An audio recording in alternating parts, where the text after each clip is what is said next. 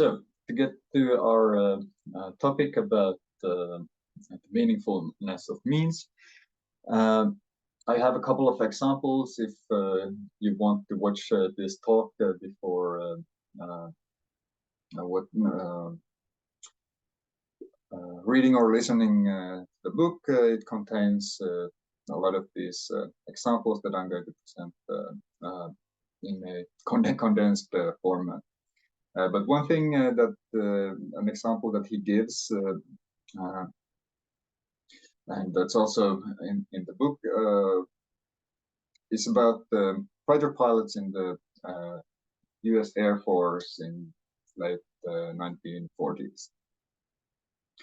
So the U.S. Air Force had a problem.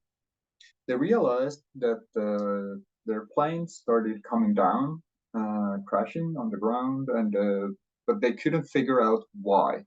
So when they were doing the investigations, they really couldn't pinpoint the crash to a mistake by the pilot or to equipment failure, and it was really exacerbating because yeah, there were accidents, but nobody knew why.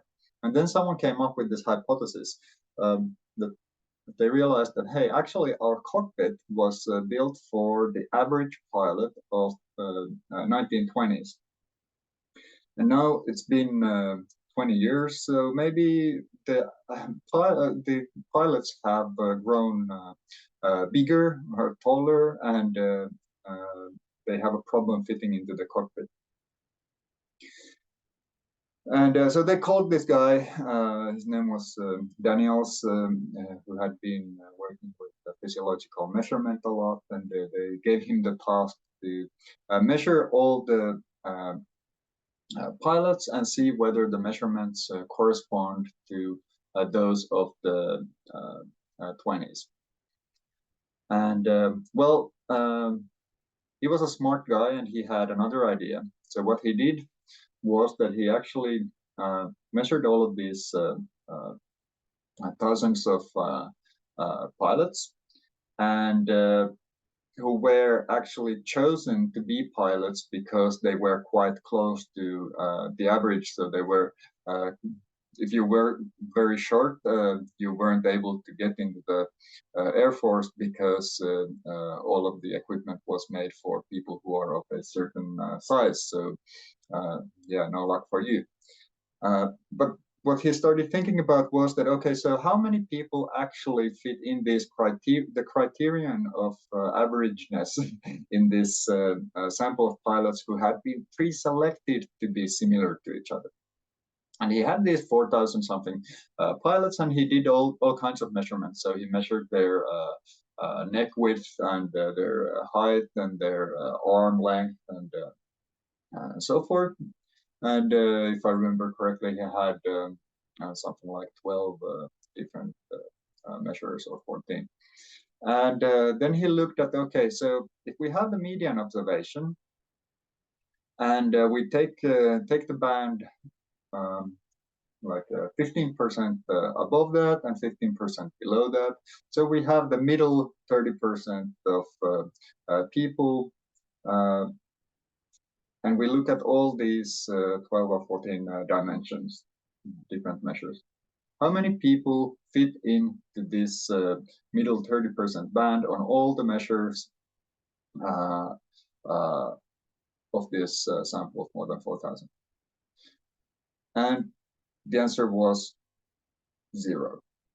And then he started bringing down the number of, because the more measures you have, the harder it is to be average on all of those. So he started bringing it down, and he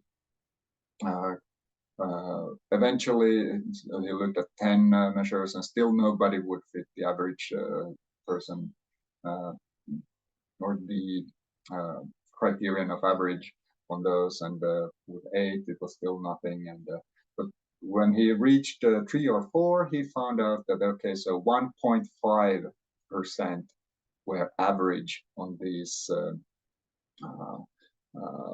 let's say, 4 dimensions. And this was, of course, a bit distressing because it turns out that the cockpit is built for the average person, but the average person doesn't exist. There are people who have long hands but short legs, and short legs or long legs but short hands, and so forth, and people with differing neck width and all of that. And so the Air Force went to the airplane manufacturers and said that, okay, hey, we need you guys to do something about this because our people aren't fitting these planes that you built for us. And the airplane manufacturers, well, first they were like, no. It's impossible to do, first of all. And even if it was possible, it would take decades and decades and cost amazing amounts of money. It's just not doable. And then the Air Force, being the Air Force, they said, well, okay, well, maybe someone else can build these planes for us then. And then the manufacturer went like, okay, actually give us a minute. And then after a few months of work, they came up with these things that are now standard equipment in cars. So you can actually adjust the seat to be closer to the steering wheel. You can also adjust the steering wheel up and down and so forth.